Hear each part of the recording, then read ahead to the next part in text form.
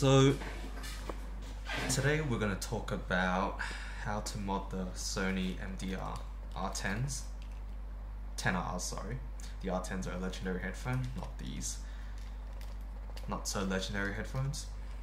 Now, a bit of background. I've owned quite a few Sony headphones. I've got the Sony MDR 10Rs, sorry, the MDR's Z7s. Oh, my naming is so off today.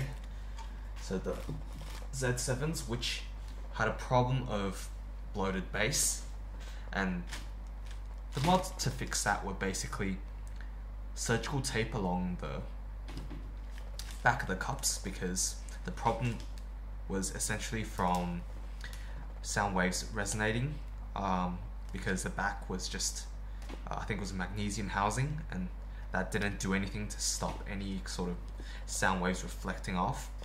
And there's also the problem of sometimes, especially when you cranked up the volume, the bass would overwhelm the mids and the highs. And another mod to kind of combat that was the mod where they placed foam underneath the cups, and of course those things really helped to transform the headphones into quite something else. Now, on the back of that, I thought, why aren't the 10Rs, why don't people mod the 10Rs? Because if you look around on Head5 forums, they simply don't really talk about this headphone much. I think there's around 15 pages worth of discussion. Most of it is just people debating whether these are worth the money or not. And the general consensus seems to be they're not too bad, but they're simply not great at the price point. Now, I've had a bit of tinkering around with these. I've owned these for many years now, so, and I think this was one of the earliest headphones I ever owned, so I've had a bit of tinkering around, and I've found that a lot of the same mods that I perform on the Z7s also work with these. Now, what I actually did was, the cups, the pads here are quite difficult to remove, but I will try to do that to show you guys. Yep, so what you do is you press kind of inwards, and that eventually pops out one of the clips. And if you do that for another clip, eventually you get two clips free, and just wiggle it free. Now, the pads have 5 clips, so kind of keep that in mind when you're disassembling and putting things back together. So now if we have a look at the driver itself, you can see what I've done is quite similar to what a lot of people did to the Z7s, and to a lesser extent also to the MDR 1Rs, is surgical tape. My roll's pretty much nearly gone, but as soon as I took off the ear pad, I just saw that there was a lot of exposed space. And whenever there's exposed space and you hear a distorted sound from your headphones, a lot of muddiness, then I would definitely recommend lining everything with surgical tape. Now, one of the oddities I noticed about this design was that when I opened the headphone up, when I took this off, there was actually a foam ring. I think it was placed like that. It was just in there somewhere. Basically, there was a foam ring here. I thought that was quite surprising, because that's not something Sony usually does. But I think the reason why they put this in was on the back of feedback. Sorry, excuse my English. Was on the back of complaints from the MDR 1Rs, which is a big brother of this headphone, which this was based off. So complaints from that was the bass wasn't tight enough, and one of the fixes, again, was just surgical tape to absorb reflections. So they thought they'd do that before, tuning it out or something. So what they did was they put this sort of ring in there, and all that served to do was to reduce reflections in this area. And to an extent, I think it did the job well. The problem is, if you look here, don't know which direction it's supposed to go, I think it's this way. So if you look here, you can clearly see that when this goes on, this restricts a lot of the space that your headphones can work in. And we all know that the more space a headphone has between your ear and your driver, the better the soundstage, the better the separation.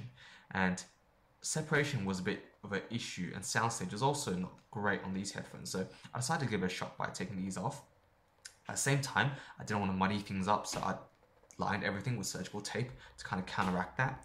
Now, if you look here, on this pair I've actually covered things up, but there's actually 4 screws, 1, 2, somewhere, and I'm gonna have a go.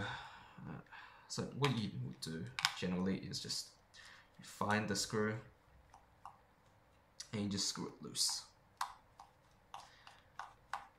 Now, if you look here, unlike the Z7s, there's no kind of, don't want to stab my driver, there's no kind of felt piece in the middle.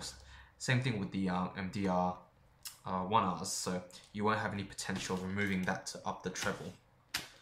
Oh dear, this is kind of hard to open. Alright.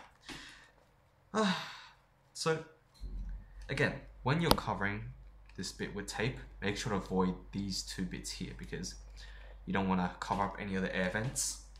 That's just a rule of thumb with any kind of headphone modding, I guess. Now to find the third one. Where has it gone? Okay, I've lost track. Oh dear. Oh dear. Alright, so, okay, I'm not gonna disassemble it because I've clearly lost track of where all the screws are, but essentially, what I did was, when I opened it up, I saw that there was also the same problem as the Z7s, where it was just the plastic housing, except on the Z7s was magnesium as well, but here it's only plastic and the housing is, you know, not padded at all, it's just plastic, and that caused a lot of reflections, which I think was part of the reason why these sound a little muddy. So I covered that up with 2 layers of medical tape all the way around, and I put these back on. So then, of course, I repeated the same thing with the other side. Took the ring off the other side as well, and again, that's the main mods that I did for these headphones. So putting these cups back on, I had a listen, and I found that the bass was still quite prominent. I think they tuned it this way because there's a lot of complaints about MDR 1R being quite bass anemic. I might just grab it to show what it looks like. So again, that's the MDR 1Rs right there, and you can see that there's a lot of, look at the driver here, driver there, a lot of similarities. So I think the design is pretty much the same, it's just this is tuned a lot differently, a lot nicer in my opinion. Now,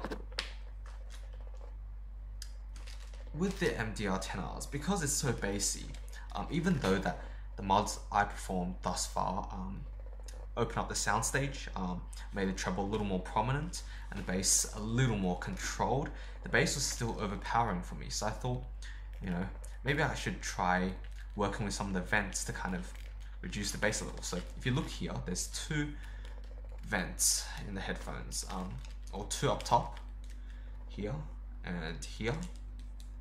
There's also a small vent here and here. And I didn't actually notice this at first, but when I was applying the medical tape along the insides of the headphones, I realized that I actually covered these small holes here. And when I covered these small holes, these sounded really bass anemic. So, and I also tested with these ports here, and when I covered these ports, the bass didn't go down by much. So for some reason, these ports here seem to be the main bass ports of sorts.